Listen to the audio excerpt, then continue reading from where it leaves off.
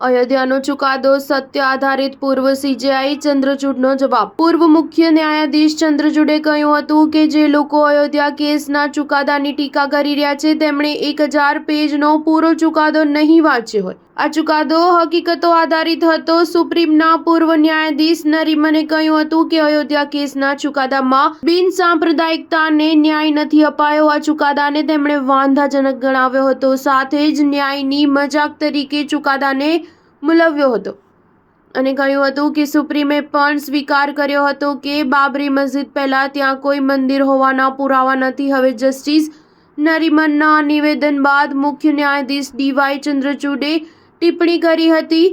પૂર્વ સીજેઆઈ ચંદ્રચૂડે કહ્યું હતું કે આ ચુકાદો હવે લોકો સમક્ષ છે। જસ્ટિસ નરીમન એક સ્વતંત્ર દેશના નાગરિક છે। તેમણે આ ચુકાદાની ટીકા કરી તે પરથી સાબિત થાય છે કે ભારતમાં બિનસાંપ્રદાયિકતાનો સિદ્ધાંત જીવિત છે, એમ તે આ ચુકાદા પર મક્કમ છીએ। આ ચુકાદો તથ્ય અને હકીકતોના આધારે જ અપાયો હતો, એટલું જ નહીં તેમાં બિનસાંપ્રદાયિકતાના સિદ્ધાંતોનું પણ વલણ કરવામાં આવ્યું છે। સ્ટાર ન્યૂઝ 7 હંમેશા સચ્ચાઈની સાથે।